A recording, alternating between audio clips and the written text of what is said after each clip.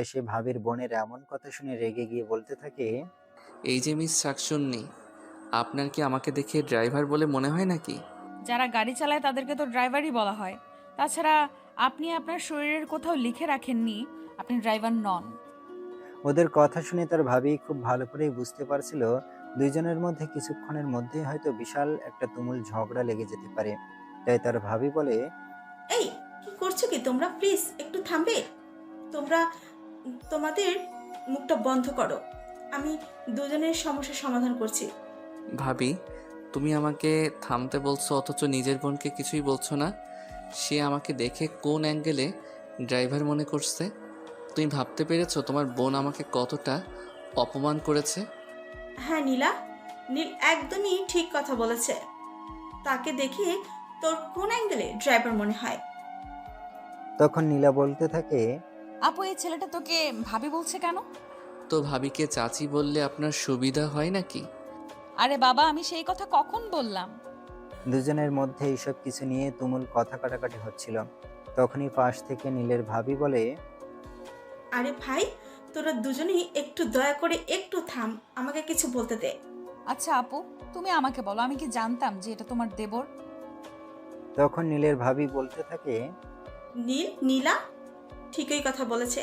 সে তো জানতোই না যে তুমি আমার দেবর। তাছাড়া আজকের আগে তো তোমার সঙ্গে তার কখনো দেখা হয়নি।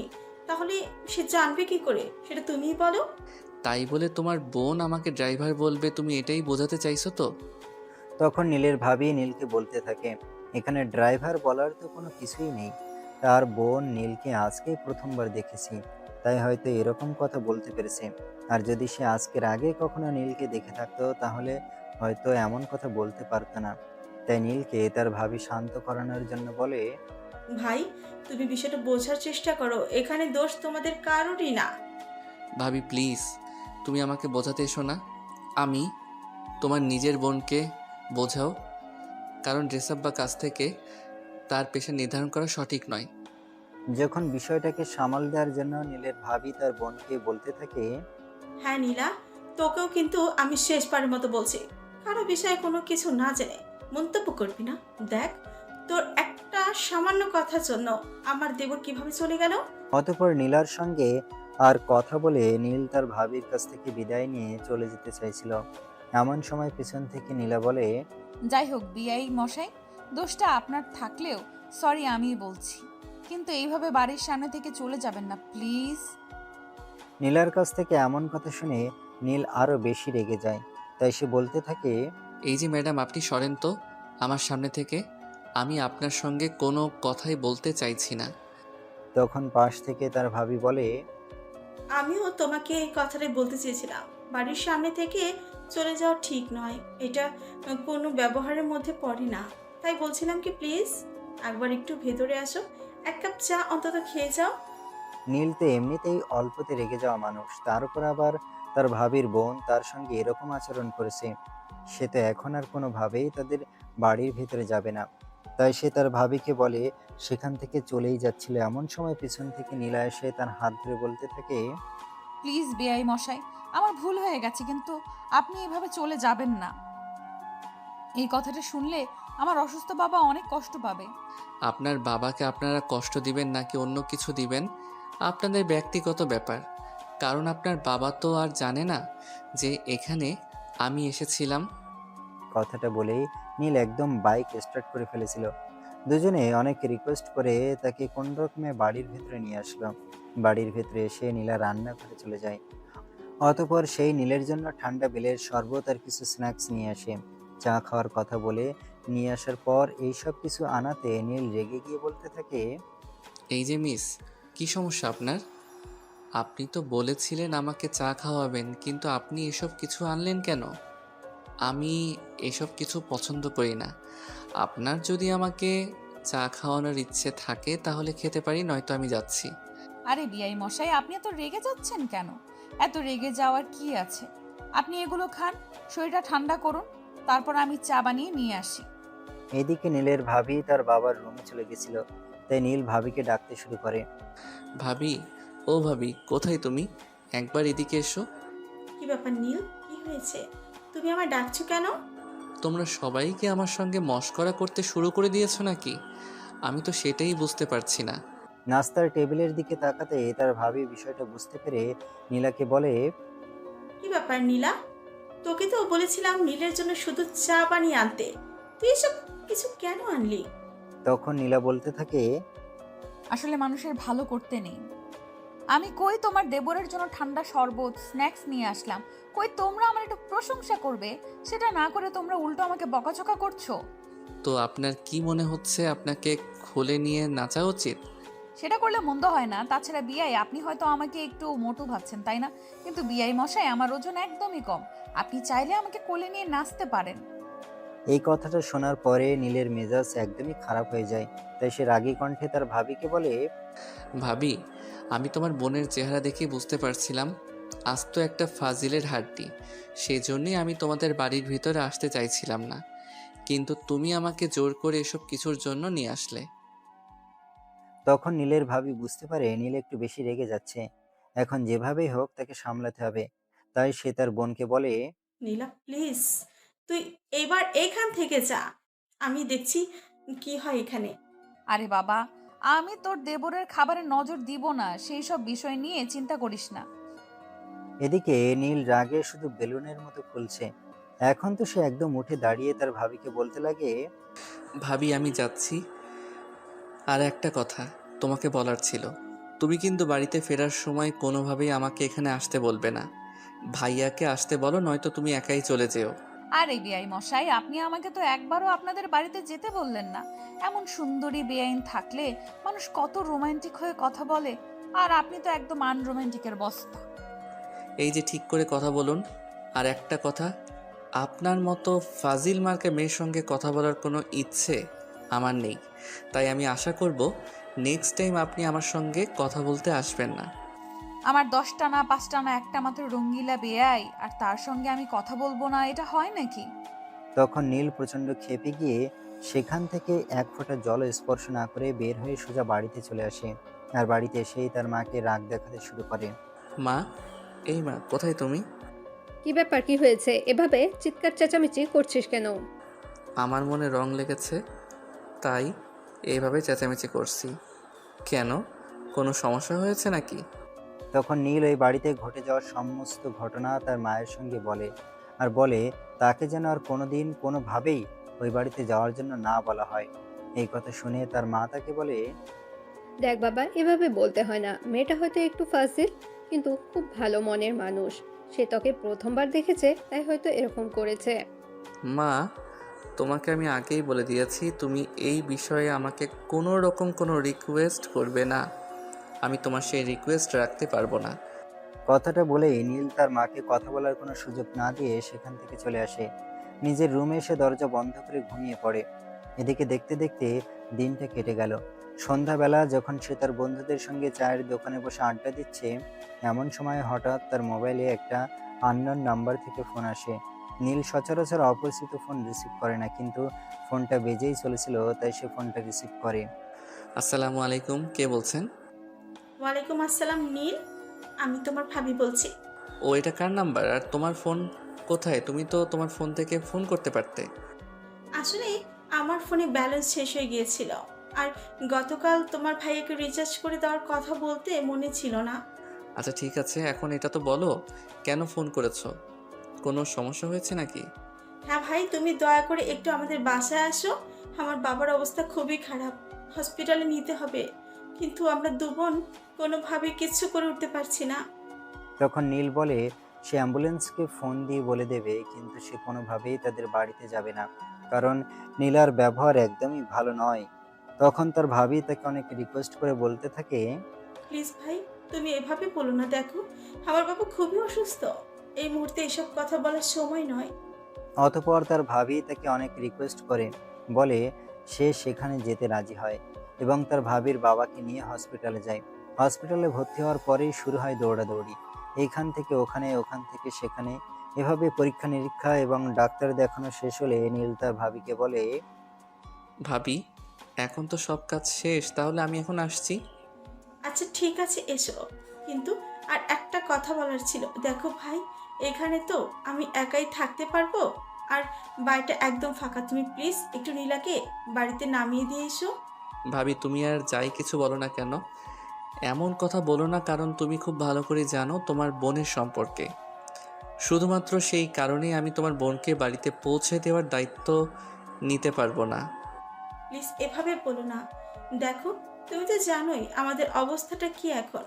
তুমি যদি ওকে বাড়িতে পৌঁছে না দাও তাহলে কে পৌঁছে দিবে বলো তো? ভাবি ওসব কিছু আমি জানি না, কিন্তু তোমার ফাজিল মার্কা বোনকে আমি বাড়ি পর্যন্ত পৌঁছে দিতে পারবো না। কথাটা বলেই নীল সেখান থেকে বের হয়ে চলে যেতে চাইছিল। এমন সময় আবারও তার ভাবি পিছন থেকে বলতে থাকে, লক্ষ্মী ভাই আমার, প্লিজ এরকমটা করো না। তুমি তো বুঝতেই পারছো। ঠিক আছে, দাঁড়াও, আমি নীলাকে ভালো করে বলে দিচ্ছি যেন সে ফাজলামো না করে।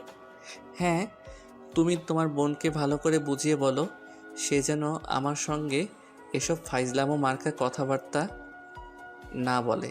না হলে তাহলে আমি তাকে নিয়ে যাব, নয় তো নয়। তখন নীলের ভাবি ভিতরে গিয়ে নীলার সঙ্গে কি যেন বলে, আর তারপর নীলাকে বাইরে নিয়ে আসে। নীলকে দেখে নীলা বলে ওঠে, আই প্রমিস বিআই মশাই, আপনার সঙ্গে আর কোনো ইয়ার্কি মশকরা করব না। আপনি তো জানেনই আমার বাবা খুবই অসুস্থ। এই মুহূর্তে এইসব করার সময় নাই। ঠিক আছে, বাইকের পেছনে উঠে বসুন। নীলা বাইকে উঠে নীলের একটু কাছাকাছি বসছিল। নীলের শরীরের সঙ্গে তার শরীর লেগে যাচ্ছিল। এটা দেখেই নীল বলে, এই কি করছেন কি আপনি? আপনি আমার শরীরের সঙ্গে ঘেঁষে বসছেন কেন? একটু দূরে গিয়ে বসতে পারেন না? আরে বাবা, আমি দূরে গিয়ে বসতে তো বাইক থেকে পড়ে যেতে পারি। সে আপনার ব্যক্তিগত ব্যাপার, সেই সব বিষয়ে আমি কোনো কিছুই জানি না, কিন্তু আপনি দয়া করে আপনার শরীরের সঙ্গে আমার শরীরটা লাগাবেন না। তখন পাশ থেকে নীলের ভাবি বলতে থাকে, নীলা, তুই একটু সরি বস। আর নীল, ও যদি এতটা দূরে বসে তখন তো আবার পড়ে গিয়ে ব্যথা পেতে পারে। ওইসব বিষয়ে আমার বিন্দুমাত্র মাথা ব্যথা নেই, সেটা তো তোমাকে আমি আগেই বললাম। এখন যদি তোমার ইচ্ছা থাকে তোমার বোনকে আমার সঙ্গে দিতে পারো, আর ইচ্ছে না থাকলে নাই। তখন কোনো উপায়ান্তর না দেখে নীলা একটু দূরেই বসে আর নীল বাইক স্টার্ট করে বাইক চালাতে শুরু করে। পথিমধ্যে একটা ম্যান হলেও ঢাকনার সঙ্গে ধাক্কা লেগে নীলা বাইক থেকে ছিটকে রাস্তায় পড়ে যায়। আর নীল কিছু দূরে গিয়ে বাইকটা থামায়, দেখে নীলা রাস্তার পাশে পড়ে আছে, হয়তো ব্যথা পেয়েছে, কান্না করছে। সেটা দেখে নীল দৌড়ে নীলার কাছে চলে আসে আর নীলাকে জিজ্ঞেস করে, আপনি পড়লেন কিভাবে? আবার আপনার বাইকটা ব্যাক করে পেছনে নিয়ে আসুন। আমি আপনার বাইকের পেছনে বসি, তারপর আবার পড়ে গিয়ে আপনাকে দেখাই কিভাবে পড়েছি। আরে বাবা, যখন আপনি দেখলেন যে মোটর সাইকেলটা কিছু একটা সঙ্গে ধাক্কা লেগে গেছে, তখন আপনি আমাকে ধরলেন না কেন? হ্যাঁ, আমি আপনাকে ধরি আর আপনি আমাকে এখানে ফেলে দিয়ে চলে যান। আপনি তো তখন বলেছেন আমি যদি আপনার বাইকে উঠে বসে তাহলে কোনোভাবেই আপনাকে স্পর্শ করতে পারবো না। আরে বাবা, তাই বলে আপনি পড়ে যাচ্ছিলেন তখনও ধরতে পারবেন না সেটা তো বলিনি। যাই হোক, কোথায় ব্যথা পেয়েছেন সেটা দেখি। আমাকে ব্যথা দিয়ে এখন আবার এসেছেন ব্যথা দেখতে? এসব ন্যাকামি না, আমার ভালো লাগে না। আরে বাবা, আপনি আমার সঙ্গে এভাবে কথা বলছেন কেন? আমি কি ইচ্ছে করে আপনাকে ব্যথা দিয়েছি নাকি? কথাটা বলেই নীল নীলার হাত ধরে টেনে তোলার চেষ্টা করছিল, কিন্তু নীলা কোনোভাবেই দাঁড়াতে পারছিল না, কারণ সে তার পায়ে প্রচন্ড ব্যথা পেয়েছে। উঠে দাঁড়ানো তার পক্ষে সম্ভবই ছিল না।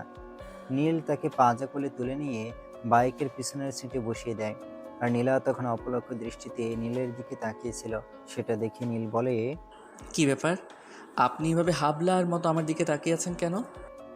আপনি অনেক সুন্দর তো, তাই আপনাকে দেখছিলাম। দেখুন, এসব ফাইজলামো মার্কা কথাবার্তা বললে কিন্তু আমি আপনাকে এখানে ফেলে রেখে চলে যাব। তখন কিন্তু আমাকে হাজার রিকোয়েস্ট করলেও আমি আপনাকে এখান থেকে নিতে আসবো না, বলে দিলাম। আচ্ছা ঠিক আছে, আর কখনো এসব কথা বলবো না। কিন্তু আমার পায়ে প্রচন্ড ব্যথা করছে, সেটার কি হবে? চুপচাপ আমার বাইকের পেছনের সিটে বসে থাকুন। সামনে একটা ফার্মেসি আছে, ওখান থেকে ড্রেসিং করিয়ে ওষুধ নিয়ে নেওয়া যাবে। কথাটা বলে নীল আবার বাইক চালাতে শুরু করে। আর তখনই হঠাৎ নীলা লক্ষ্য করে নীল তাদের বাড়ির দিকে না নিয়ে নীলদের বাড়ির দিকে এগোচ্ছে। সেটা দেখে নীলা বলে, কি ব্যাপার, আপনি আমাদের বাড়ির দিকে না গিয়ে আপনাদের বাড়ির রাস্তা ধরে এগোচ্ছেন কেন? তাহলে আমাদের বাড়িতে যাওয়ার জন্য কি আপনাদের বাড়ির রাস্তা ব্যবহার করতে হবে নাকি? আপনি আমাকে আমাদের বাড়িতে দিয়ে আসবেন না? এই চুপচাপ বসে থাকুন তো, এত কথা বলা আমার পছন্দ নয়। আপনি পায়ে ব্যথা পেয়েছেন, উঠে দাঁড়ানোর শক্তিটুকু শরীরে নেই, খালি বাড়িতে আপনাকে কোথায় রেখে আসবো সেটা বলেন। আমার প্রতি এত দরদ দেখানোর কোনো প্রয়োজন নেই। আপনি আমাকে আমাদের বাড়িতেই রেখে আসেন। আপনি দয়া করে আপনার মুখটা বন্ধ করে বসবেন, নাকি আমি আপনাকে এখানে ফেলে রেখে চলে যাব? আপনি আমাকে এইভাবে এখানে ফেলে রেখে চলে যাবেন, এই কথাটা বলতে পারলেন? আপনার মুখে একটু আটকালো না?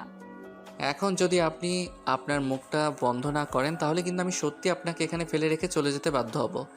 তখন নীলা আর কোনো কথা বলে না, চুপচাপ বাইকের পিছনে বসে থাকে। কিছু দূর যাওয়ার পর নীল বাইক দাঁড় করিয়ে একটা ফার্মেসি থেকে নীলার জন্য কিছু ওষুধ নিয়ে নেয়। তারপর আবার বাইক স্টার্ট করে একদম তাদের বাড়ির সামনে এসে দাঁড়ায়। বাইক দাঁড় করাতেই নীলা বাইক থেকে নামতে চাইছিল, এমন সময় নীল বলে, এই দাঁড়ান আপনি। দুটি দাঁড়ানোর শক্তি নেই, উনি আবার বাইক থেকে নামতে চাইছেন। চুপচাপ বসুন তো, এখানে আমি আপনাকে নিয়ে যাচ্ছি। কথাটা বলে নীল বাইকটা দাঁড় করিয়ে নীলাকে বাইক থেকেই পাঁজা কোলে তুলে নেয় আর কোলে রেখে কলিং বেল চাপ দেয়। কিছুক্ষণ পর তার মা এসে দরজা খুলে নীলাকে তার কোলে দেখে জিজ্ঞাসা করে, কিরে, কি হয়েছে? নীল আর ও তোর কুলে কেন? পড়ে গিয়ে পায়ে প্রচণ্ড ব্যথা পেয়েছে। বাড়ি গিয়ে চলে যেতে চাইছিল, কিন্তু ফাঁকা বাড়িতে রেখে আসলে কে দেখাশোনা করবে, তাই এখানে নিয়ে আসলাম। একদম ঠিক কাজ করেছিস। তুই ওকে আমার রুমে রেখে আয়, তারপর আমি দেখছি। কথাটা বলে নীলের মা এখান থেকে চলে যায় আর নীল তাকে নিয়ে তার মায়ের রুমে চলে যায়। নীল নীলাকে কোল থেকে নামিয়ে সেই রুম থেকে বের হয়ে চলে আসতে চাইছিল, তখনই পিছন থেকে নীলা তার হাতটা ধরে ফেলে আর বলে, আমাকে এখানে নিয়ে আসলেন কেন? আমি এখানে থাকতে পারবো না। চুপচাপ মুখটা বন্ধ করে এখানে বসে থাকুন। এত কথা বলা আমি পছন্দ করি না। শরীর সুস্থ হওয়ার পর এখান থেকে যাবেন। আমার বাবা তো হসপিটালে রয়েছে। আমার বাবার দেখাশোনা কে করবে? আপু একা কত দিক সামলাবে? নীলার এই কথা শুনে নীল চিৎকার দিয়ে বলে ওঠে, সেসব নিয়ে চিন্তা করবার কথা আমি আপনাকে বলিনি। সেই সব কিছু নিয়ে চিন্তা করবার জন্য আমি রয়েছি। প্রয়োজন হলে অফিস থেকে ছুটি নেব, আপনি তাও মুখটা বন্ধ রাখুন। ঠিক আছে। তারপর আর নীল সেখানে দাঁড়িয়ে না থেকে নিজের রুমে চলে যায় আর ফ্রেশ হয়ে এসে রাতের খাবারটা খেয়ে নেয়। পরের দিন সকালে তার অফিস আছে, কিন্তু অফিসে যাওয়ার আগে একবার হসপিটালে যাবে, তার ভাবি এবং ভাবির বাবার খোঁজ খবর নেবে। রুমে এসে শুয়ে পড়েছিল, তখনই হঠাৎ মনে পড়লো নীলা খাবার খেয়েছে কিনা, ওষুধ খেয়েছে কিনা। তাই সে বিছানা থেকে উঠে নীলার কাছে যায় এবং তার পাশে বসে বলে, রাতের খাবার খাওয়া হয়েছে আপনার? খেয়েছি। তখনই পাশ থেকে নীলের মা বলে ওঠে, মিথ্যা কথা কেন বলছো? নীলা রাতের খাবার খায়নি। কেন, আপনার আবার কি হলো? আপনি রাতের খাবার খাননি কেন? আমি এত করে বললাম রাতের খাবারটা খেয়ে নেওয়ার জন্য, কিন্তু মেয়েটাকে আমি কোনো কথাই শোনাতে পারলাম না। সেই রাতের খাবার খাবেই না। তুমি খাবার নিয়ে আসো, তারপর আমি দেখছি খাই কিনা। তখন নীলের মা সেখান থেকে রান্নাঘরে চলে যায়, কারণ সে খুব ভালো করে জানে তার ছেলে তাকে কিছু একটা করতে বলেছে, তার মানে সেটা তাকে করতেই হবে। আর তার অন্যথা হলে হয়তো বাড়িতে তুলকালাম হয়ে যেতে পারে। রান্নাঘর থেকে খাবার নিয়ে এসে নীলের হাতে সেটা তুলে দেয় আর নীল তখন তার মাকে বলে, তুমি রুম থেকে বের হয়ে যাও, আমি না বলা পর্যন্ত এখানে আসবে না, কথাটা যেন মনে থাকে। তখন নীলের মা চুপচাপ সেখান থেকে বের হয়ে চলে যায়। নীল খাবারটা হাতে নিয়ে নীলার দিকে এগিয়ে দিয়ে বলে, খাবারটা খেয়ে নিন। বললাম তো আমি খাবো না, আমার খাওয়ার কোনো ইচ্ছেই নেই। আর একটা কথা, আপনি আন্টিকে রুম থেকে বের করে দিলেন কেন বলেন তো? আমার ইচ্ছে হয়েছে তাই আমি রুম থেকে বের করে দিয়েছি, আর সেই কৈফিয়ত আমি আপনাকে দিতে যাব না। তাহলে আমিও খাবো না। এই কথাটা শোনার পর নীল আর কোনো কথাই বলে না, চুপচাপ খাবারের প্লেট থেকে খাবারটা মা খাতে শুরু করে আর এক লোকমা খাবার নিয়ে নীলার মুখের সামনে তুলে ধরে, কিন্তু নীলা মুখ পিছিয়ে নিতে চাইছিল। নীল সেটার সুযোগ না দিয়ে মুখের ভেতর লোকমাটা পুরে দেয়। নীলা মুখে খাবার নিয়েই বলতে থাকে, আপনি আমার মুখের ভেতর খাবার জোর করে ঢুকিয়ে দিলেন কেন? সোজা আঙ্গুলে যদি ঘি না ওঠে তাহলে আঙুলটা একটু বাঁকাতে হয়, তাই আর কি। মানে আপনি কি বলতে চাইছেন? আমি তো কিছুই বুঝতে পারছি না। সব কিছু বোঝার প্রয়োজন নেই, চুপচাপ খাবারটা খেয়ে নিন। কথাটা বলতে বলতে নীল একটার পর একটা লোকমা নীলার মুখের ভেতর তুলে দিতে থাকে। নীলও তখন চুপচাপ বাধ্য মেয়ের মতো খাবারটা খেয়ে নিতে থাকে। এভাবে খাবার পর্ব শেষ হলে নীল ঔষধগুলো বের করে নীলাকে ওষুধও খাইয়ে দেয় আর তারপর বলে, এখন চুপচাপ শুয়ে ঘুমিয়ে পড়বেন, আর আমি যেন সকালে উঠে এটা না শুনে আপনি সারা রাত না ঘুমিয়ে কাটিয়ে দিয়েছেন। এই আমি কি করলাম না করলাম সেটা নিয়ে আপনার এত মাথা ব্যথা কেন? আমার যা ইচ্ছে আমি তাই করব। আর আমি কোনো বিষয়ে কার কাছে জবাবদিহিতা করতে পছন্দ করি না। আপনি কোথায় কি করেন না করেন সেটা আপনার ব্যক্তিগত ব্যাপার, কিন্তু আমার এরিয়াতে থাকতে হলে আমার কথা মতো চলতে হবে। তখন নীলা রাগী সুরে বলতে থাকে, সেই জন্যই তো আমাকে এখানে নিয়ে আসতে মানা করেছিলাম, বলেছিলাম আমাকে আমাদের বাড়িতে রেখে আসতে, কিন্তু আপনি তো সেটা না করে জোর করে এখানে নিয়ে এসেছেন। তখন নীলাকে ধমক দিয়ে বলতে থাকে, আপনি যদি এখন আপনার মুখটা বন্ধ না করেন তাহলে কিন্তু আমি আপনার মুখে সেলাই দিতে বাধ্য হব। এখন সিদ্ধান্তটা আপনার। আপনি তো দেখছি আমাকে জোর করে ধরে এনে ট্র্যাপে ফেলার চেষ্টা করছেন, তাই না? আমি কিন্তু এখন সত্যি সত্যি রেগে যাচ্ছি। আপনি যদি আমার কথা না শোনেন তাহলে কিন্তু আমি সত্যি সত্যি আপনার মুখ বন্ধ করার ব্যবস্থা করতে বাধ্য। তখন নীলা আর কোনো কথা না বলে চুপচাপ বাধ্য মেয়ের মতো বিছানায় শুয়ে পড়ে। তারপর নীল নিজের রুমে চলে যায় আর ঘুমিয়ে পড়ে। এভাবে দেখতে দেখতে 2 দিন কেটে গেল। ইতিমধ্যে নীলার বাবা মোটামুটি সুস্থ, তাই সে দিন নীল হসপিটালে গেল। ভাবি, আঙ্কেলের অবস্থা তো এখন মোটামুটি ভালোই। ডক্টর কি বলেছে? হ্যাঁ ডক্টর, একটু আগে এসেছিল। ডক্টর বলেছে আজ বিকেলে রিলিজ করে দিবে, আমার বাবাকে নিয়ে বাসায় চলে যেতে পারবো। আচ্ছা একটা কথা তোমাকে জিজ্ঞেস করার ছিল। সেদিন হসপিটাল থেকে যাওয়ার পর নীলা একবারও হসপিটালে আসলো না, একটা ফোনও করলো না। আমি নিজেও তো তাকে ফোন করে পাচ্ছি না। কিছু কি হয়েছে নাকি? না, তেমন কিছু হয়নি। আসলে আপনার বোনের ফোনটা নষ্ট হয়ে গেছে, আমি মেকানিকের কাছে ঠিক করতে দিয়ে এসেছি। তাই সেদিন নীল হসপিটালে গেল। এই কথা শুনে তার ভাবি আর কোনো কথা বলল না। দুইজন ডক্টরের কাছে গেল এবং সেখান থেকে কথা বলে তার বাবাকে রিলিজ করার বন্দোবস্ত করলো। তারা সবকিছু গুছিয়ে নিয়ে হসপিটাল থেকে বের হচ্ছিল, আর তখনই নীল বলল, ভাবি, আঙ্কেলকে খালি বাসায় রেখে আসার কোনো প্রয়োজন নেই, আমাদের সঙ্গে নিয়ে চলুন। খালি বাসায় রাখতে যাব কেন? বাসায় কাজের মেয়ে আছে, নীলা আছে, তার বাবার দেখাশোনা করতে পারবে।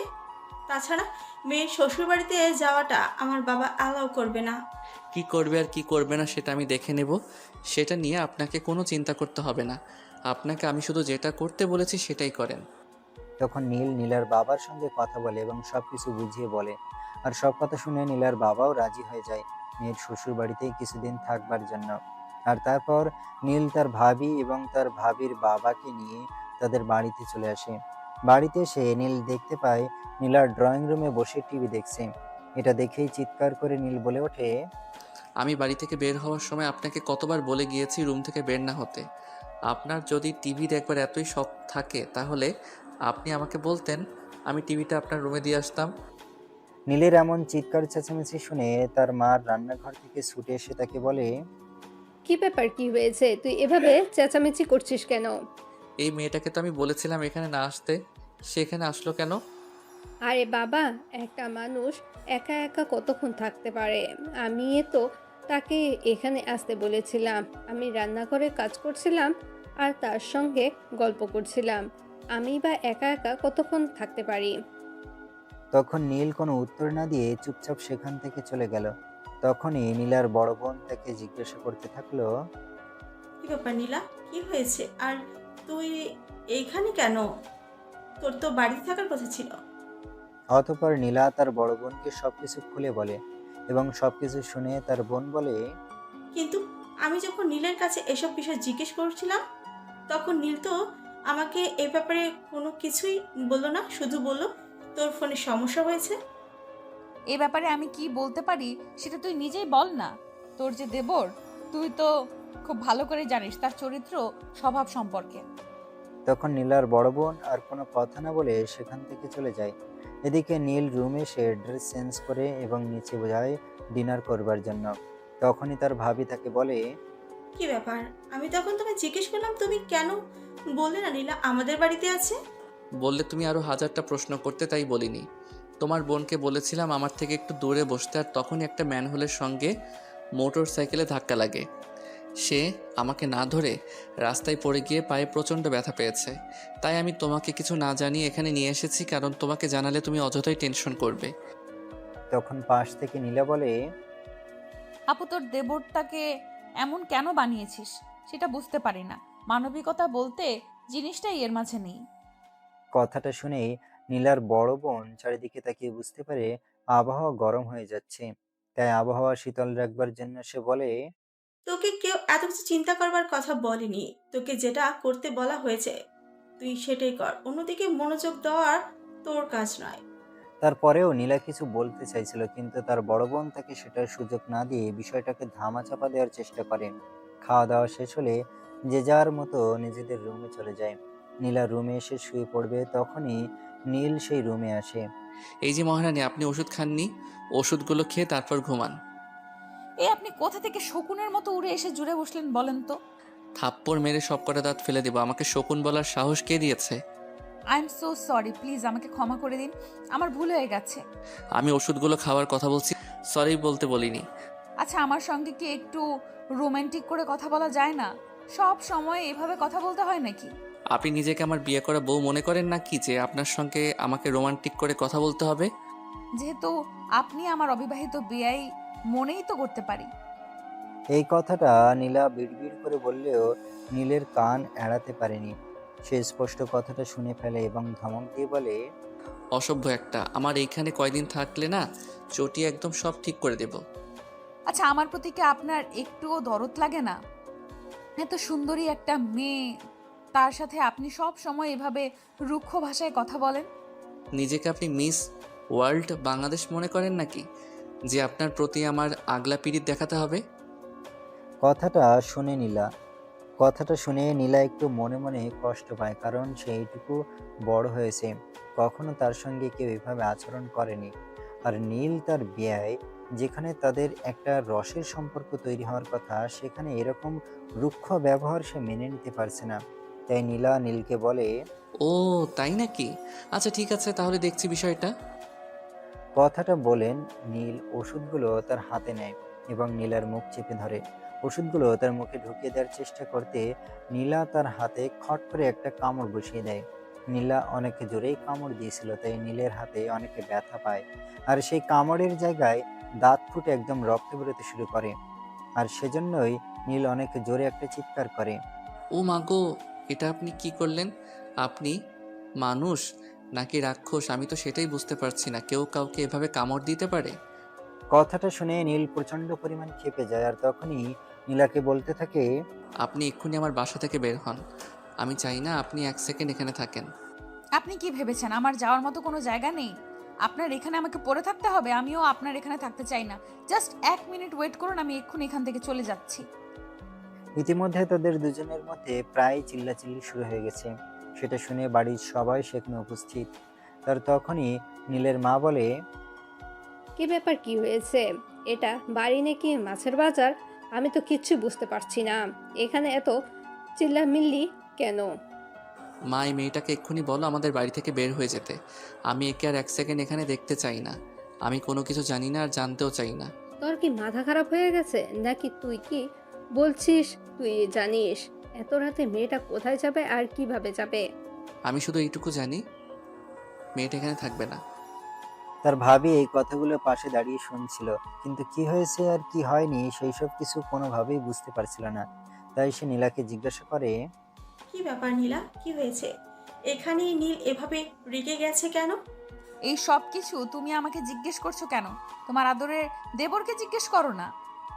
তখন নীল চিৎকার করে বলে, এই বেয়াদব মেয়ে, তোকে আমি একটাও কথা বলতে মানা করেছি। তুই এক্ষুনি আমাদের বাড়ি থেকে বের হয়ে যাবি, তা না হলে কিন্তু আমি তোকে ঘাড় ধাক্কা দিয়ে বাড়ি থেকে বের করে দিতে বাধ্য হব। নীল ভাই, আমার প্লিজ এভাবে পাগলামি করো না। কি হয়েছে আমাকে খুলে বলো। তখন নীল একটু আগে ঘটে যাওয়া সমস্ত ঘটনাটা তার ভাবির সঙ্গে খুলে বলে। আর সবকিছু শুনে তার ভাবি নীলাকে বলে, নিজের ভালোটাও তুই বুঝিস না, তাই না? আমার ভালোটা কাউকে বুঝিয়ে দিতে হবে না। পরিস্থিতি কোনোভাবেই সামলানো যাচ্ছে না। নীল মুহূর্তের মধ্যেই আরো বেশি ক্ষেপে উঠছে। সেটা দেখে তার মা বুঝতে পারলো এই মুহূর্তে তার মা ছাড়া আর কেউ থেকে সামলাতে পারবে না। তাই তার মা তাকে বলল। বাবা তুই একবার আমার সঙ্গে আয়। তখন নীল তার মায়ের সঙ্গে ড্রয়িং রুমে যায়। আর তার মা তাকে কি হয়েছে না হয়েছে সেই সব কিছু জিজ্ঞাসা করার পর নীল তার মায়ের কাছে সমস্ত ঘটনা খুলে বলে। আর তখনই তার মা দেখে নীলের হাত দিয়ে রক্ত গড়িয়ে পড়ছে। তাই তার মা ফার্স্ট এডের বক্স এনে নীলের হাতে ফার্স্ট এড করে দেয়। ততক্ষণে নীলের মেজাজ একটু ঠান্ডা হয়েছে। তার মা তার মাথায় হাত বুলিয়ে দিতে দিতে বলে, বাবা, তুই তোর রুমে চল, একটু রেস্ট নিতে হবে। মা, তুমি যতক্ষণ এই মেয়েটাকে আমাদের বাড়ি থেকে বের না করছো ততক্ষণ আমি কোনোভাবেই ঘুমাতে পারবো না। আমার ঘুম আসবে না। বাবা, তুই রুমে যা, মাথাটা ঠান্ডা কর। সকালবেলা আমি তাকে তাদের বাড়িতে পাঠিয়ে দিব। কথাটা মনে থাকে যেন। আর যদি আমি সকালবেলা ঘুম থেকে উঠেই মেয়েটাকে আমাদের বাড়িতে দেখতে পাই তাহলে কিন্তু আমি নিজেই এই বাড়ি ছেড়ে চলে যাব বলে দিলাম। অতঃপর তার মা তাকে কোনো রকমে শান্ত করে রুমে পাঠিয়ে দেয়। আর এদিকে রুমে এসে নীলাকে বলে, ওর ব্যবহারে তুমি প্লিজ কিছু মনে করো না। ও ছোটবেলা থেকে এরকম, তার কথার বাইরে কেউ কিছু করলে সেটা সে সহ্য করতে পারে না। আপনার ছেলে নিজেকে কি মনে করে আমি তো সেটাই বুঝতে পারছি না। সেটা নিজেকে অলরাউন্ডার মনে করে নাকি অন্য কিছু? আরে বাবা, আস্তে কথা বলো, সে শুনতে পেলে আবার রেগে যাবে। তোমাকে হয়তো এক্ষুনি এই বাড়ি ছেড়ে চলে যেতে হবে। আচ্ছা, আপনারা ওকে এত ভয় পান কেন বলেন তো? সে কি বাঘ নাকি ভাল্লুক? কথাটা বলার আগেই নিজের মা তার মুখ চেপে ধরে আর মুখ বন্ধ করতে বলে। তখন নীলা তার কোনো কথা বলে না, চুপচাপ শুয়ে পড়ল। এভাবে সকাল হয়ে গেল। সকাল হতে না হতেই নীল তার ভাবির রুমে গেল। ভাবি, তোমার বোনকে আমাদের বাড়ি থেকে বিদায় করেছো? সে এখনো ঘুম থেকে ওঠেনি। সে ঘুম থেকে উঠলেই আমি তাকে পাঠিয়ে দেওয়ার ব্যবস্থা করছি। কি বললে তুমি? নবাবজাদি এখনো পড়ে পড়ে ঘুমাচ্ছেন? দাঁড়াও, তুমি দেখাচ্ছি মজা। কথাটা বলেই নীল আর একটা মুহূর্ত দেরি না করে সেখান থেকে বের হয়ে সোজা নীলা যে রুমে ঘুমাচ্ছিল সেই রুমে চলে গেল। আর সেই রুমে জগে এক জগ পানি নীলার মুখের উপর ঢেলে দিল। তখনই নীলা লাফ মেরে বিছানা থেকে উঠে বসলো। চোখ খুলে তাকাতেই দেখতে পায় নীল তার সামনে দাঁড়িয়ে আছে। নীলকে দেখতে পেয়ে তার মেজাজ অনেক বেশি খারাপ হয়ে যায় আর সে চিৎকার মেরে বলে, আপনি এখানে কি করতে এসেছেন? আপনাকে বলেছিলাম সকাল হওয়ার আগে এখান থেকে চলে যেতে। আপনি এখন এখানে পড়ে রয়েছেন কেন? সকালটা হতে তো দিবেন, সবে মাত্র সকাল 6টা বাজে। আমি তো 10টার আগে ঘুম থেকেই উঠি না, তাহলে আপনি এত সকালে আমাকে ডাকতে এসেছেন কেন? আপনার নবাবী আপনি আপনার বাড়িতে গিয়ে দেখান। এখানে আপনার নবাবী দেখানো চলবে না। চুপচাপ বিছানা দেখেন, নামেন আর বিছানা থেকে নেমে এসব ভেজা জিনিসপত্র ছাদে মেলে দিয়ে আসেন। আমারে পাগলে পাইছে নাকি যে আমি এসব জিনিসপত্র ছাদে নিয়ে যাব? আপনি নেবেন, আরও ভালো করবেন, আপনাকে নিতে হবে। পারবো না আমি ওসব কিছু নিতে। আপনি জানেন না আমি পায়ে ব্যথা পেয়েছি? তার উপর আবার বিছানার জাজিম অনেক ওজন। এসব কিছু আমি কিভাবে নিব? আমি এত কৈফিয়ত দিতে এখানে আসিনি, যেটা বলছি সেটাই করেন, তা না হলে কপালে খারাপ আছে বলে দিলাম। নীলা তখন কিছু বলতে গিয়েও থেমে গেল, কারণ সে খুব ভালোভাবেই বুঝতে পারছে এখন যদি সে নীলের সঙ্গে কথা কাটাকাটি করে তাহলে হয়তো তার সঙ্গে খারাপ কিছু হয়ে যেতে পারে। কারণ নীল যে প্রকৃতির মানুষ, এই বাড়িতে 2 দিন থেকে যা বুঝতে পেরেছে তার ভিত্তিতে তার সঙ্গে খারাপ কিছু হতে বেশি সময় লাগবে না। তাই সে চুপচাপ বিছানা থেকে নামলো এবং অনেক কষ্ট হওয়া সত্ত্বেও ভেজা জিনিসগুলোর ছাদে মেলে দিয়ে আসলো। তারপর সে নাস্তা না করে এই বাড়ি থেকে বের হয়ে চলে যেতে চাইছিল। তখনই পেছন থেকে নীলের মা বলল, কি ব্যাপার নীলা, সকালবেলা ঘুম থেকে উঠে কাউকে কিছু না বলে চলে যাচ্ছ কেন? আমার কি করার আছে আন্টি, আপনি নিজেই সেটা বলেন। আপনার ছেলে আমাকে সকালবেলা ঘুম থেকে উঠে হাজারটা অপমান করেছে, তারপর আবার আমি কোন মুখে এখানে থাকবো? তখন নীলের মা বলতে থাকে কি হয়েছে না হয়েছে সেই সব কিছু তিনি পরে দেখবেন। কিন্তু নীলা যেন কোনোভাবেই নাস্তা না করে এই বাড়ি থেকে বের না হয়। আর ঠিক তখনই নীল সেখানে এসে উপস্থিত হয় আর বলে, এটা কি তুমি রেস্টুরেন্ট খুলে বসেছো নাকি? নীল, ভদ্রভাবে কথা বলো। মা, এখন কি আমাকে ভদ্রতাও শিখতে হবে নাকি? হ্যাঁ, তোমাকে তাই করতে হবে, কারণ তুমি ভুলে যাচ্ছ একটা মেয়ের সঙ্গে কিভাবে ব্যবহার করতে হয়, একটা মেয়ের সঙ্গে কিভাবে কথা বলতে হয়। তখন নীল তার মায়ের কথার কোনো উত্তর না দিয়ে নীলার দিকে তাকায় আর তাকে বলে, এই যে বেহায়া নির্লজ্জ, এখনো এখানে দাঁড়িয়ে আছেন কেন? আপনি এখান থেকে চলে যাচ্ছেন না কেন? নীল, জাস্ট স্টপ ইয়োর মাউথ। তখন নীলের মা আর কোনো কিছু বলার সুযোগ না দিয়ে নীলা বলে, থাক আন্টি, আমি একজন বাইরের লোক, আর আমি চাই না আমার কারণে আপনাদের সংসারে কোনো অশান্তি হোক। আমি চলে যাচ্ছি। আপু ঘুম থেকে উঠলে বলবেন বাবাকে বাড়িতে দিয়ে আসতে, আমি বাবার দেখাশোনা করতে পারবো। নীলা, তুমি এভাবে চলে যেও না। কিন্তু নীলা তখন আর কারোর কোনো কথাই শোনে না। সে সেখান থেকে বের হয়ে সোজা নিজের বাড়িতে চলে গেল। আর এদিকে নীলের মা নীলকে অনেক বকাবকি করতে থাকলো, কিন্তু নীল সেদিকে কোনো রকম কর্ণপাত করলো না। সে রুমে এসে নিজের মতো করে তৈরি করে নিল অফিসে যাওয়ার জন্য। আর তারপর নিচে গেল নাস্তা করতে। সে টেবিলে গিয়ে তার মাকে ডাকছিল নাস্তা দেওয়ার জন্য। তখন তার মা বলতে লাগলো, তখনই নীলের ভাবি সেখানে এসে বলতে লাগে, আমি তোকে নাস্তা বানিয়ে দিতে পারবো না, তোর নাস্তা তুই নিজে বানিয়ে খা।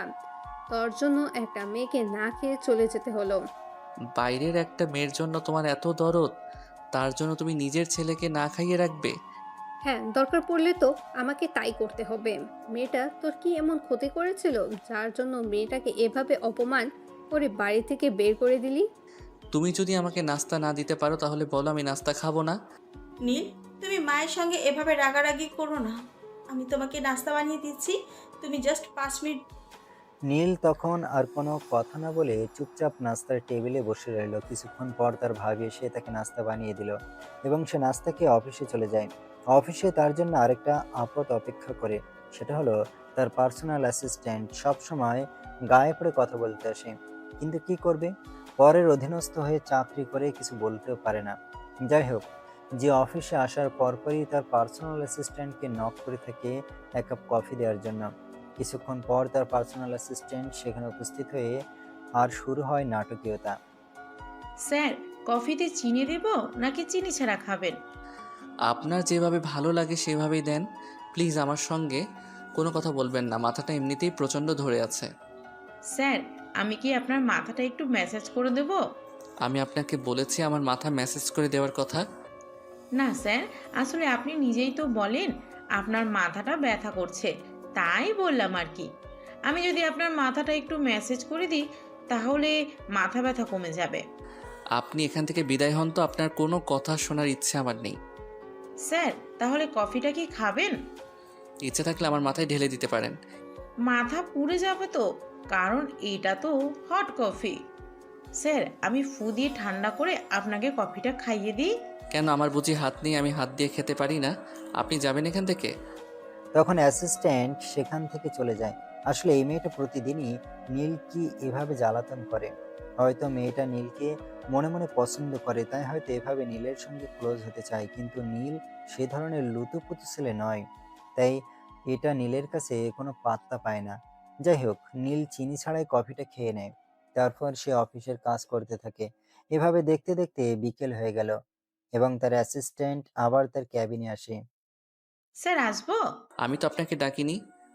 কোনো সমস্যা হয়েছে নাকি? স্যার, আগামীকাল তো ফ্রাইডে, অফিস বন্ধ। আমি একদমই ফ্রি আছি। আপনি চাইলে আপনাকে নিয়ে কোথাও ঘুরতে যেতে পারি। আচ্ছা, আপনার পরিবারে যেন কে কে আছে? পরিবারে তো সবাই আছে, কিন্তু সবাই গ্রামে থাকে, আর আমি একা এখানে থেকে চাকরি করি। আপনি মান্থলি বেতন কত পান? আর আপনার পরিবারের জন্য কত টাকা পাঠান? 30,000 টাকা বেতন পাই, আর যেটা পাই সেটা আমি নিজেই খরচ করি। আমার পরিবারকে আমি কোনো আর্থিক সহযোগিতা করি না। ইনফ্যাক্ট আমার পরিবারে আমার সহযোগিতা লাগেই না। প্রতি মাসে আপনার খাওয়া খরচ, যাতায়াত খরচ এবং হাত খরচ সহ টোটাল কত টাকা খরচ লাগে? এই তো 15,000 টাকার মতো হলেই চলে যায়। কিন্তু স্যার, এসব কথা আপনি জিজ্ঞেস করছেন কেন? এসব কিছু জিজ্ঞাসা করে আপনার কি লাভ? আমার যদি লাভ নাই থাকতো আমি এগুলো জিজ্ঞাসা করতাম না। যাই হোক, আপনাকে একটা কথা বলার আছে। দেখুন, আপনি প্রতি মাসে 30,000 টাকা বেতন পান, আর সেখান থেকে 15,000 টাকা হলেই আপনার মাস চলে যায়, আর 15,000 টাকা আপনি সেভিংস করতে পারেন। আমাকে সেভিংস করতে হবে কেন? আমি যাকে বিয়ে করব সে কি গরিব নাকি? আমি আপনাকে কি বলছি আর আপনি আমাকে কি বোঝাচ্ছেন বলেন তো? স্যার, আমি তো আপনাকে সেরকম কিছুই বললাম না। শুধু এইটুকুই বললাম, আমি তো জেনে শুনে কোনো ভিখারিকে বিয়ে করব না। আমি এমন কাউকে বিয়ে করব যে আমার দায়িত্ব নিতে পারবে। তাহলে আমার টাকা জমানোর কি প্রয়োজন আছে? সে যাই হোক ভাই, আপনার যা ইচ্ছে আপনি তাই করেন। আমি আপনাকে কোনো কিছুই বলবো না, কারণ আমি আপনার সঙ্গে কথাই পেরে উঠব না। তাহলে স্যার বলেন না, আপনি যাবেন কাল আমার সঙ্গে বাইরে? না, আমি যেতে পারবো না, আমার কাজ আছে। তাছাড়া এসব ফালতু কাজে টাইম ওয়েস্ট করার মতো টাইম আমার নেই। স্যার, আমার মতো সুন্দরী আর চাকরিজীবী একটা মেয়ে আপনাকে সময় দিতে চাইছে, আর আপনি সেই সময়টা নিতে চাইছেন না। আপনি জানেন কত ছেলে আমার সঙ্গে একটু সময় কাটানোর জন্য কত রিকোয়েস্ট করে, কিন্তু আমি কাউকে পাত্তা দিই না, শুধু আপনাকে পছন্দ করি বলে। আমি কি কখনো আপনাকে বলেছি আমার পেছনে টাইম ওয়েস্ট করতে? বা আমি কি কখনো আপনাকে এই কথা বলেছি যে আমি আপনাকে পছন্দ করি? কিন্তু স্যার, আমি তো আপনাকে পছন্দ করি। আমার পছন্দের কি কোনো দাম নেই আপনার কাছে? আমি বলি শোনো, মৌমাছির পেছনে ছুটে অযথা সময় নষ্ট করো না। ফুলের চাষ করো, মৌমাছি নিজেই তোমার কাছে আসবে। কিন্তু স্যার, আমার তো আপনাকে চাই। আপনি এখান থেকে যাবেন নাকি কোম্পানি অথরিটির কাছে আমি আপনার নামে কমপ্লেন করব? আপনার কি মনে হয় আপনি সেটা করলে কোম্পানির অথরিটি বিশ্বাস করবে? কেউ কখনো এটা বিশ্বাস করবে যে একটা মেয়ে একটা ছেলেকে ডিস্টার্ব করে? আপনি চাইছেনটা কি তাকে সেটা বলেন তো। আপনাকে আমি আমার জীবন সঙ্গী বানাতে চাই, আপনাকে বিয়ে করতে চাই, সারাটা জীবন আপনার সঙ্গে কাটাতে চাই, কারণ আমি আপনার প্রেমে পড়ে গেছি। কথাটা বলে নিশি নীলের গলা জড়িয়ে ধরে। তখনই হঠাৎ নীলা সেখানে এসে উপস্থিত হয়।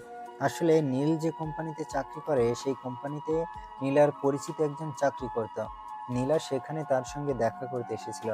দেখা করতে এসেই হঠাৎ নীলের কথা কেন জানি তার মনে পড়ে যায়, আর তাই সে তার পরিচিত মানুষটার কাছ থেকে নীলের কেবিনের কথা জিজ্ঞেস করে সে সেখানে পৌঁছে যায়। কিন্তু সেখানে সেই রকম দৃশ্য দেখবে এটা কল্পনাও করতে পারেনি, তাই সে পুরোপুরি শক। বা মিস্টার নীল, প্রেম লীলা তো ভালোই চলে।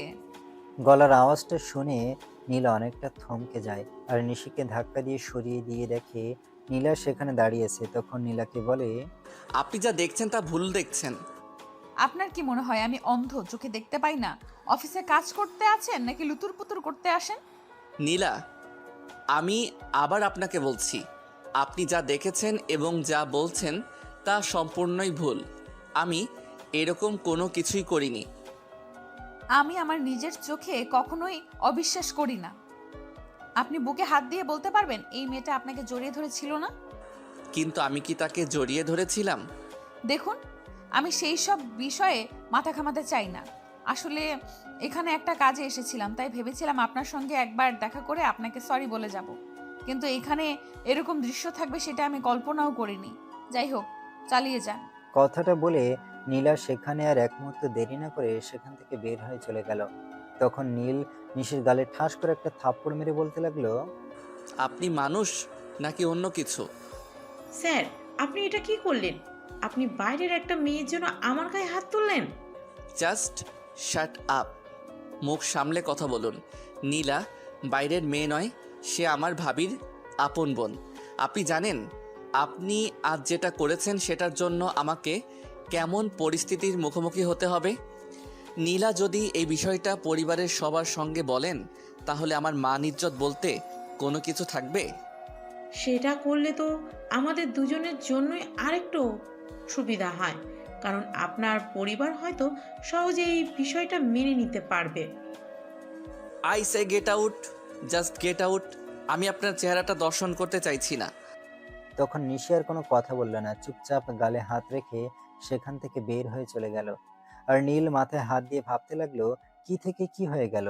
তখন নিশি আর কোনো কথা না বলে চুপচাপ গালে হাত রেখে সেখান থেকে বের হয়ে চলে গেল।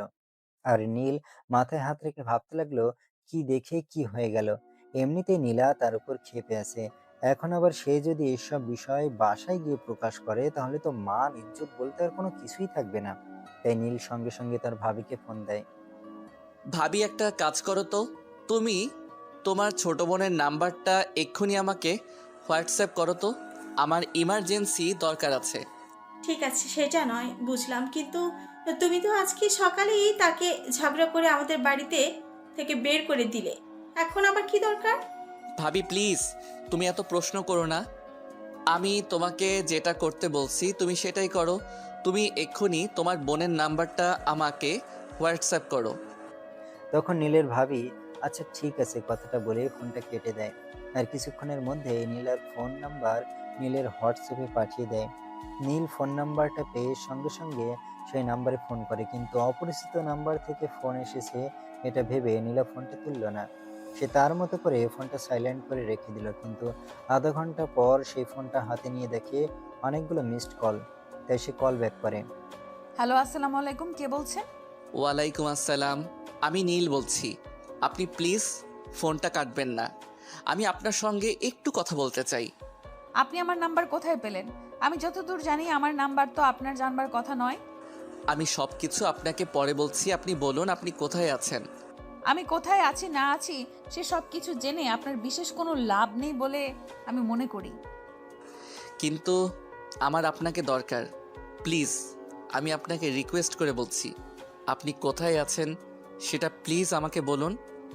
তখন নীলা তার ঠিকানা দেয়। কিছুক্ষণের মধ্যে নীল সেখানে পৌঁছে যায়। নীল আর নীলা দুজনের একটা রেস্টুরেন্টের সামনাসামনি বসে আছে, কিন্তু কেউ কোনো কথা বলছে না, আবার কোনো খাবারও অর্ডার করছে না। আর তখনই ওয়েটার এসে বলে, এক্সকিউজ মি ম্যাম, আপনারা কি কিছু অর্ডার করবেন? আমার জন্য একটা কোল্ড কফি দিন। উনি কিছু নেবেন কিনা ওটা ওনাকেই জিজ্ঞেস করুন। আমার জন্য ও একটা কোল্ড কফি নিয়ে আসেন, অন্য কিছু লাগবে না। তখন ওয়েটার সেখান থেকে চলে যায়। আর কিছুক্ষণ পর তাদের কফি এসে যায়। কফি খেতে খেতে নীলা বলে, কি বলবেন এক্ষুনি বলুন, আমার তাড়া আছে, এখানে বসে থাকলে চলবে না। দেখুন, আপনি যেটা দেখেছেন সেটা ভুল। আপনি প্লিজ এই বিষয়ে কাউকে কোনো কিছু বলবেন না। আমি এই বিষয়ে কাউকে কোনো কিছুই বলবো না, সেটা নিশ্চিত থাকতে পারেন। কিন্তু এটা আমি কোনোভাবে বিশ্বাস করতে পারবো না। যেটা আমি দেখেছি সেটা ভুল ছিল। প্লিজ নিলাম, বিলিভ মি, এটা সম্পূর্ণ ভুল। তুমি আমায় ভুল বোঝো না। এই যে মিস্টার, আমার ভুল বোঝা না বোঝায় আপনার কি এমন আসে যায় যার জন্য আপনি 7 সমুদ্র নদী পার করে আমার নাম্বার জোগাড় করে আমাকে এখানে ডেকে এনেছেন? কি আসে যায় না যায় সেটা বলতে পারবো না, কিন্তু বলতে পারবো শুধু তুমি যেটা দেখেছো সেটা ভুল দেখেছো, এর একটু সত্যি নয়। ওয়েট ওয়েট, আপনি আমাকে তুমি করে কেন বলছেন? আমি তো সেটাই বুঝতে পারছি না। ও, আই এম সরি, আসলে ওটা ভুলে বলে ফেলেছি। যাই হোক, প্লিজ বিলিভ মি, ওটা ভুল ছিল। কিন্তু নীলা তখন নীলের কোনো কথা না শুনে চুপচাপ সেখান থেকে উঠে চলে গেল। এভাবে চলে গেল 2-3 দিন। ইতিমধ্যে নীল অনেকবার নীলাকে ফোন করেছে, কিন্তু নীলা কোনোভাবেই তার ফোন তুলছে না। তাই শেষ সিদ্ধান্ত নেই, সঙ্গে দেখা করতেই হবে, প্রয়োজন হলে তাদের বাড়িতে যাবে। এদিকে অফিসের অ্যাসিস্ট্যান্টও আজ 3 দিন ধরে অফিসে আসছে না। এর কারণ কি কিছুই বুঝতে পারছে না নীল। কিন্তু আজ সকালবেলা যখন অফিসে ঢুকলো তখনই দেখলো তার অ্যাসিস্ট্যান্ট অফিসে। তাই সে তার অ্যাসিস্ট্যান্টকে অফিসে আসতেই নিজের কেবিনে ডেকে নিল। কি ব্যাপার মিস নিশি, কোনো সমস্যা হয়েছে নাকি? আপনি আজ 3 দিন ধরে অফিসে আসছেন না কেন? আমি আপনার নাম্বার ডায়াল করেছিলাম, সুইচ অফ বলছিল। সেদিন হাত থেকে ফোনটা পড়ে গিয়ে ভেঙে গেছে, আর আমিও ওয়াশরুমে পড়ে গিয়ে কোমরে ব্যথা পেয়েছিলাম, তাই এই কদিন আসতে পারিনি। তখন নীল আর কোনো কথা না বলে নিজের কেবিনে চলে গেল আর কাজ করতে থাকলো। লাঞ্চ টাইম হবে হবে এমন সময় নিশি নীলের কেবিনে গেল। নীল তার ল্যাপটপে কাজ করছিল, এমন সময় নিশি হঠাৎ তাকে পিছন থেকে জড়িয়ে ধরে। আর সেটাই নীল অনেকটা ভয় পেয়ে যায়। তখন নীল পিছনে ফিরে তাকিয়ে নিশিকে দেখতে পেয়ে বলে, আরে, আপনি এখানে আসলেন কেন? Neel, please, will you marry me? Miss Nishi, are you seriously mad? আপনি সেদিন যেটা করেছেন সেটার জন্য নীলা আমাকে ভুল বুঝেছে। আজ 3 দিন ধরে আমার সঙ্গে কোনো কথাই বলছে না, এমনকি আমি তাকে ফোন করছি সেই কলটাও সে রিসিভ করছে না। আপনি কি চাইছেন বলেন তো? আমি তো অন্য কোনো কিছুই চাই না, শুধু তো আপনাকেই চাই। আর এখানে আমার অপরাধ কি, আমি সেটাই বুঝতে পারছি না। আপনার অপরাধ একটাই, যে আমি আপনাকে ভালোবাসি না। আর ভালোবাসা একতরফা হয় না। তাহলে কি আপনি নীলা ম্যাডামকে ভালোবাসেন? সেটাও আমি সঠিক বলতে পারবো না, শুধু এইটুকু বলতে পারবো, সেদিন আপনার ব্যবহারে নীলা অনেক কষ্ট পেয়েছে। আপনি যদি তাকে ভালো নাই বাসেন, তাহলে সে কষ্ট পেল বা না পেল তাতে আপনার কি আসে যায়? মিস নিশি, এটা অফিস, আর এখানে কাজ নিয়ে আলোচনা করা উচিত। আমি চাই না আপনি আমার পার্সোনাল বিষয় টেনে এখানে কথা বলেন, আর আমার পার্সোনাল বিষয়ে কথা বলার রাইট আমি আপনাকে দেইনি। তখন নিশি কোনো কথা না বলে চুপচাপ সেখান থেকে চলে যায়। আর নীল অফিসের কাজগুলো কোনো রকমে শেষ করে বিকেল 3টার মধ্যে অফিস থেকে বের হয়। উদ্দেশ্য নীলাদের বাড়িতে যাওয়া। সে অফিস থেকে বের হয়ে সোজা একটা ফুলের দোকানে চলে গেল, কারণ সে খুব ভালো করেই জানে নীলা তার উপর রাগ করে আছে। আর নীলার রাগ ভাঙানোর জন্য ফুলের কোনো ব্যতিক্রম নেই। তাই সে ফুলের দোকান থেকে অনেক সুন্দর একটা বুফে কিনে নেয়। আর নীলা চকলেট খেতে খুব ভালোবাসে, সেটা ভাবির কাছে শুনেছিল। তাই সে অনেকগুলো চকলেটও কিনে নেয়। এই সব কিছু নিয়ে সে ঘন্টা খানেকের মধ্যে নীলাদের বাড়িতে পৌঁছায়। আর কলিং বেল চাপ দিতে তাদের বাড়ির কাজের মেয়ে এসে দরজা খোলে। তাই তখন সে কাজের মেয়ের কাছে নীলার বিষয়ে জিজ্ঞাসা করলে সে বলে নীলা তার রুমে রয়েছে। তাই সে সেখানে আর এক মুহূর্ত দেরি না করে নীলার রুমের সামনে চলে যায়। কিন্তু সে সেখানে গিয়ে দেখতে পায় নীলার রুমের দরজা ভেতর থেকে বন্ধ। তাই সে দরজার সামনে দাঁড়িয়ে দরজায় নক করে। নীলা প্লিজ দরজাটা একবার খোলো। কিন্তু অনেকক্ষণ নক করবার পরও নীলা দরজা খুলছিল না। তাই অবশেষে নীল বলে, নীলা, তুমি যদি এইবার দরজা না খুলো তাহলে কিন্তু আমি সত্যি সত্যি চলে যাচ্ছি। আমি এত কষ্ট করে অফিসের কাজ শেষ করে তোমার সঙ্গে দেখা করতে এলাম, আর তুমি রুমের দরজা বন্ধ করে ঘরের ভেতর বসে আছো। আচ্ছা ঠিক আছে, বসেই থাকো, আমি চলে যাচ্ছি। কথাটা বলে নীল সেখান থেকে চলে যেতে চাইছিল। এমন সময় পেছন থেকে নীলা দরজা খুলে বলে। ভেতরে আসুন। তখন নীল আর কোনো কথা না বলে চুপচাপ রুমের ভেতরে আসে আর তার কিনে আনা গিফটগুলো নীলার হাতে তুলে দেয়। আপনাকে এইসব আনার কথা কে বলেছে? কেউ বলেনি তো, আমি নিজেই এনেছি।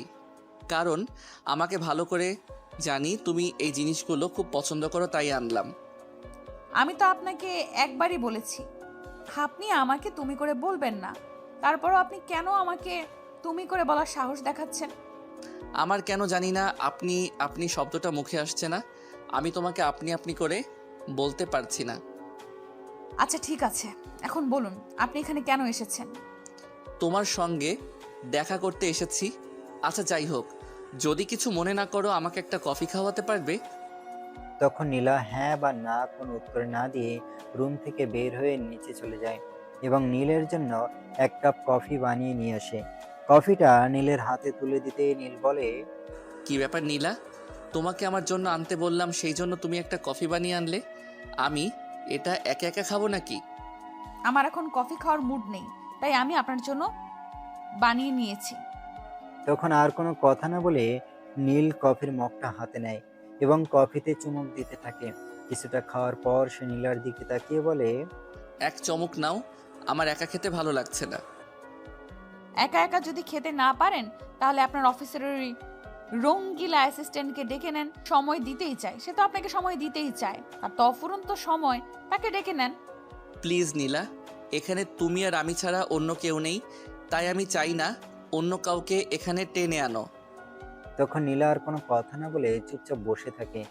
আর নীল তখন কফির মগটা নীলার মুখের সামনে তুলে ধরে। নীলা মুখ খুলে কিছু একটা বলতে চাইছিল, তখনই নীল মগ থেকে কিছুটা কফি নীলার মুখে ঢেলে দেয়। কফিটা খুবই গরম ছিল, মুখে থাকলে জিহ্বা পুড়ে যেতে পারে।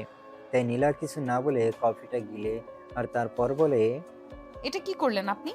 তোমাকে তো আমি বললাম যে আমার একা খেতে মন চাইছে না, তাই তো একটু তোমাকে খাইয়ে দিলাম, আর বাকিটা আমি খেয়ে নেব।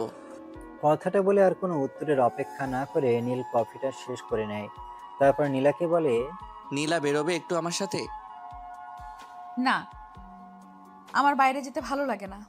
আর আপনার সাথে তো প্রশ্নই ওঠে না, কারণ আপনার তো বাইরে যাওয়ার মতো মানুষ আছে। আপনার যদি বাইরে যাওয়ার ইচ্ছা থাকে তাহলে আপনি তাকেই নিয়ে যান। প্লিজ নীলা, ওসব কথা টেনো না।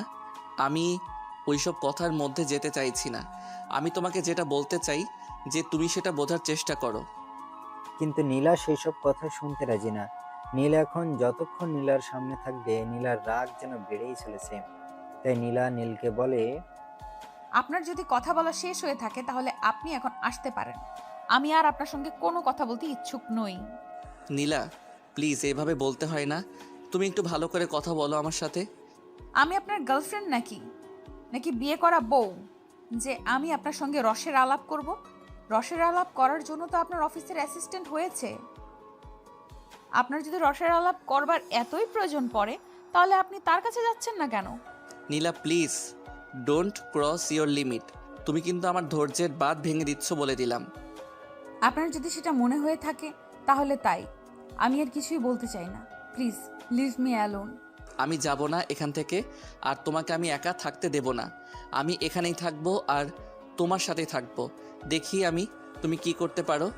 প্রয়োজন পড়লে আমি আপনাকে বাড়ি থেকে বের করে দিব, কিন্তু আমার মনে হয় সেটার প্রয়োজন হবে না, কারণ আপনি তো ভদ্র ফ্যামিলির মানুষ। ভদ্রতা বলতে হয়তো কিছুটা আপনার মধ্যে আছে।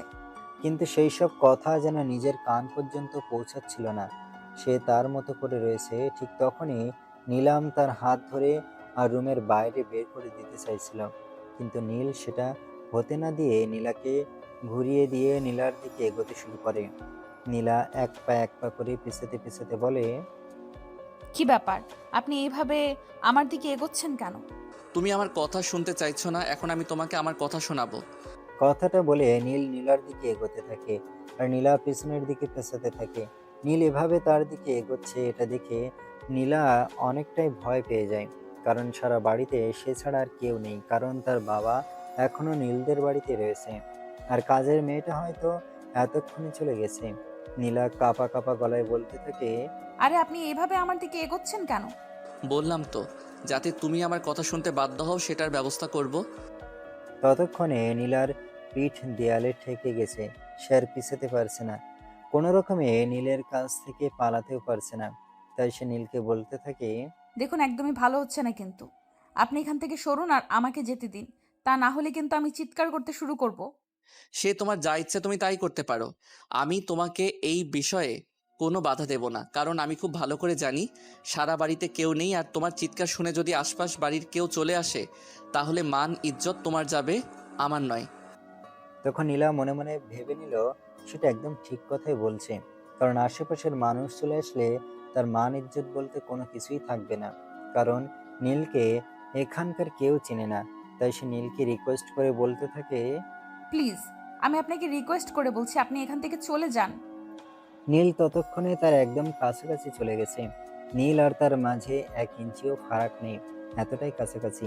নীলা ততক্ষণে নিজের চোখ বন্ধ করে নিয়েছে আর আল্লাহর নাম জপ করছে, কারণ সে ভাবতেই পারছে না তার সঙ্গে কি হতে চলেছে। এদিকে নীল এই বিষয়টা একদম এনজয় করছে। নীলার এতটাই কাছে চলে গেছে, নীলার বুকের ধড়ফড়া নিয়ে সে স্পষ্ট শুনতে পাচ্ছে। ভয়ে নীলার ঠোঁটগুলো কাঁপছে। নীলের মন চাইছে একবার আলতো করে তার ঠোঁটে একটু ভালোবাসার পরশ এঁকে দিতে, কিন্তু সে পরক্ষণেই ভাবছে এটা করা ঠিক হবে না। তখন নীল তার হাতের আঙুলটা নীল আর তুই ঠোঁটের উপর রেখে বলতে থাকে, কি ব্যাপার ম্যাডাম, এবার আমার কথা শুনবে নাকি একটু আদর করে দেব?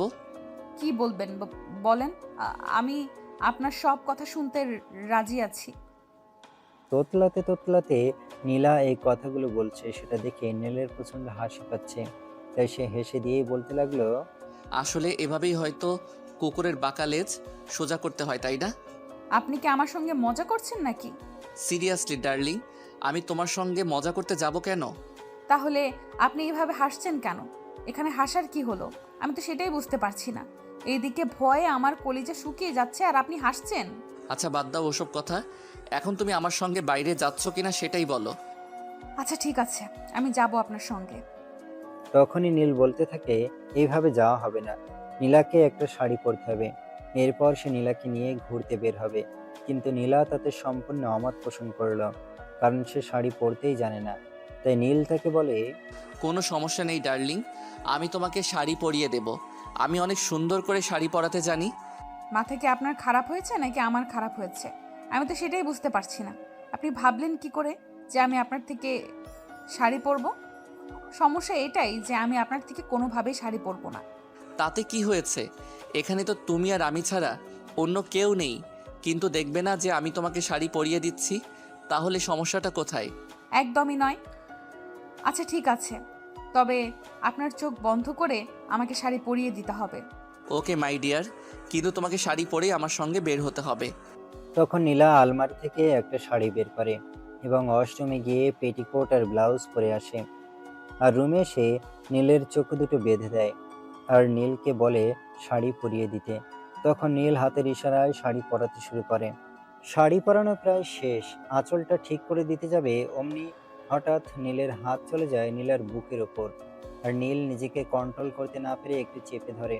হাজার হোক সে একটা পুরুষ মানুষ আর একটা মেয়েকে ফাঁকা বাড়িতে পেয়েছে বলে কথা, নীলা তখনই কেঁপে ওঠে আর ধাক্কা দিয়ে নীলকে সরিয়ে দিয়ে বলে, এ কি করছেন কি আপনি এটা?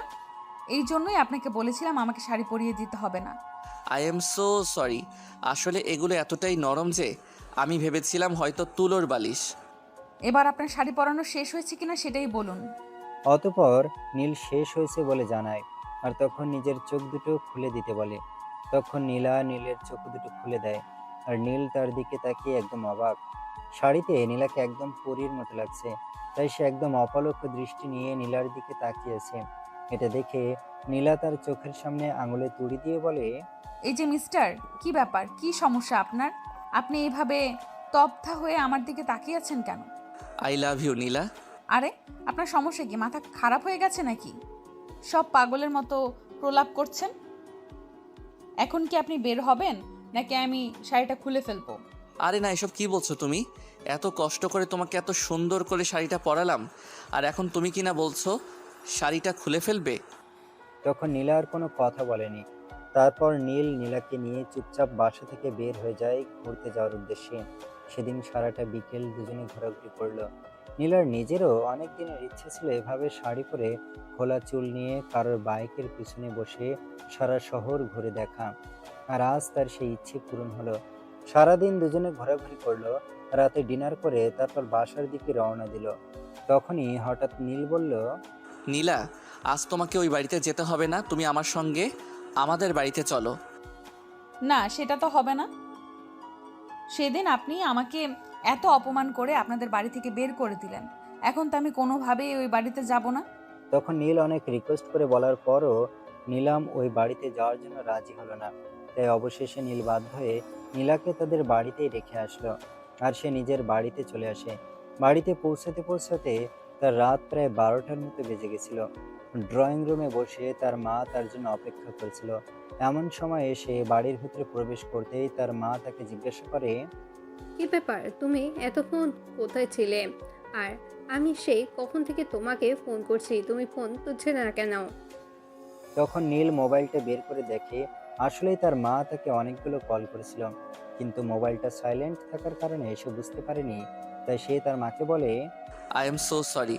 আসলে আমি একটু ব্যস্ত ছিলাম, তাই তুমি আমাকে কল করেছো সেটা বুঝতে পারিনি। আচ্ছা ঠিক আছে, কোনো সমস্যা নেই, এখন খেতে এসো। আমি তোমার খাবারটা গরম করে আনছি, 5 মিনিটের মধ্যে ফ্রেশ হয়ে চলে আসবে কিন্তু। মা, তোমাকে আর কষ্ট করে আমার জন্য খাবার গরম করতে হবে না, আমি বাইরে থেকে খেয়ে এসেছি, কোনো চিন্তা নেই। এরকম তো আজকের আগে কখনো হয়নি যে তুমি বাইরের খাবার খেয়েছো। আজ হঠাৎ তোমার কি হলো? তুমি একেবারে ডিনার সেরে তারপর এসেছো? তখন নীল কোনো রকমে তার মাকে সাত পাঁচ বুঝিয়ে সেখান থেকে কেটে পড়ে। আসলে সে সত্য কথাটা এখনই কাউকে জানাতে চায় না। রুমে সে ফ্রেশ হয়ে শুতে যাবে তখনই মনে পড়লো একবার নীলাকে ফোন দিয়ে জানিয়ে দেওয়া প্রয়োজন সে বাড়িতে চলে এসেছে। তাই এসে মোবাইলটা বের করে এবং নীলার নাম্বারে ডায়াল করে।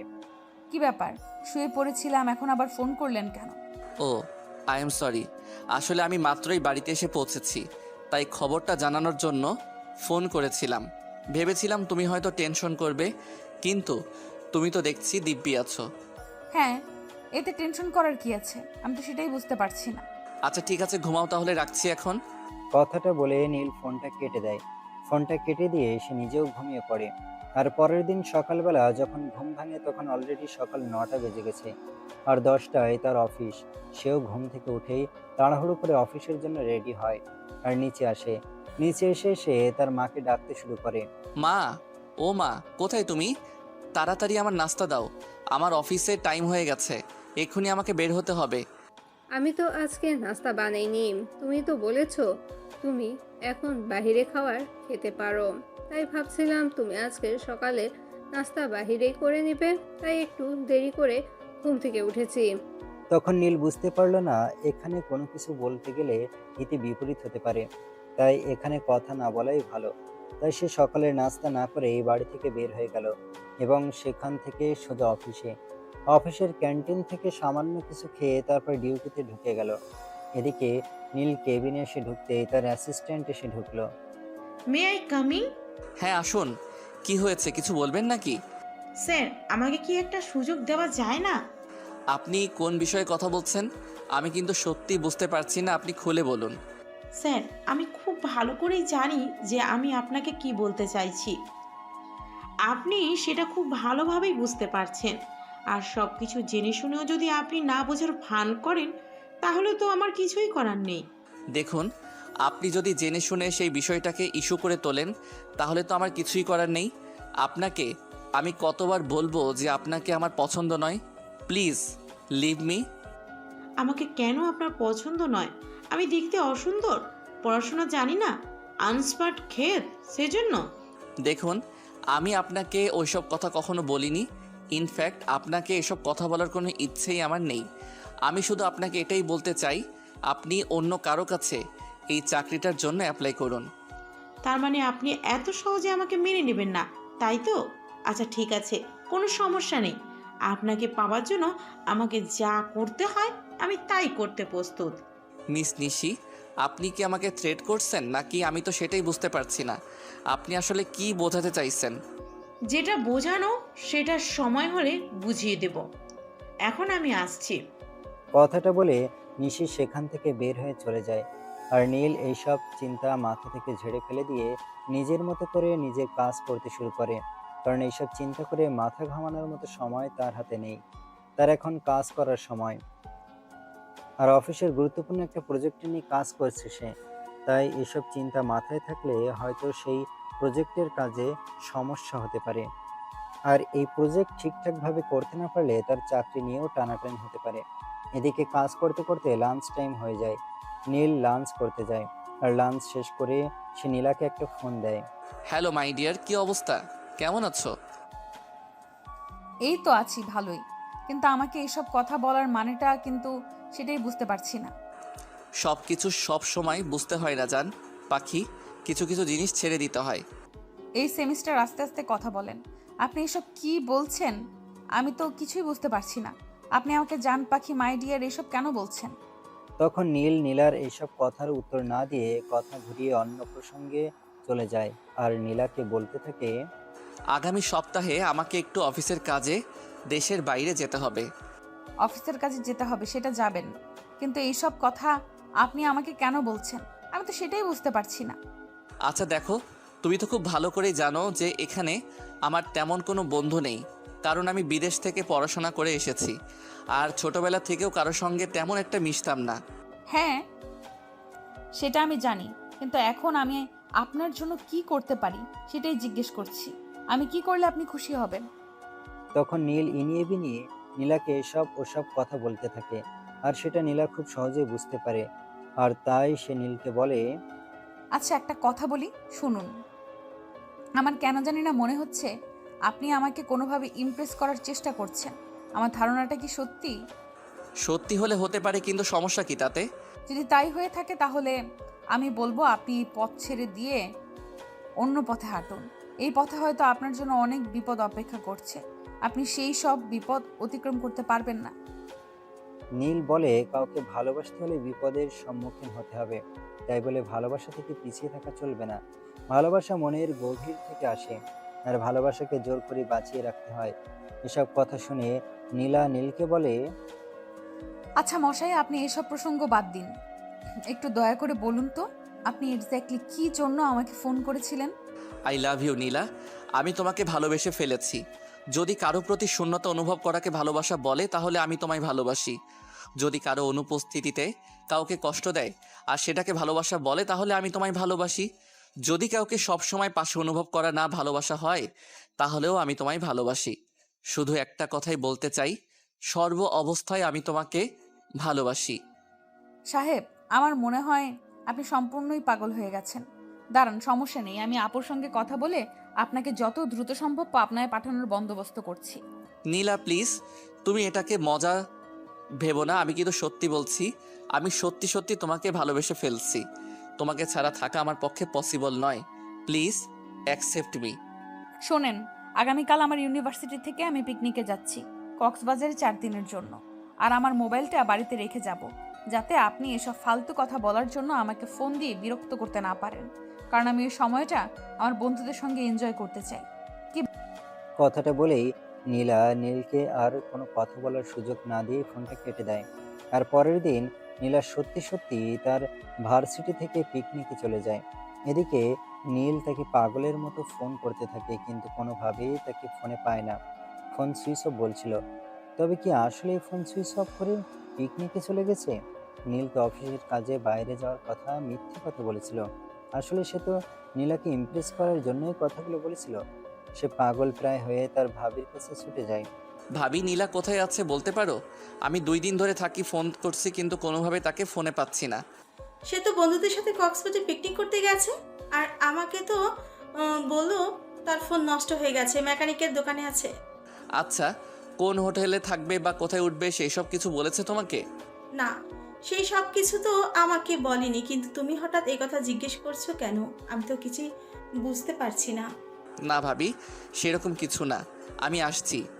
কথাটা বলেই নীল ভাবির রুম থেকে বের হয়ে নিজের রুমে চলে আসে।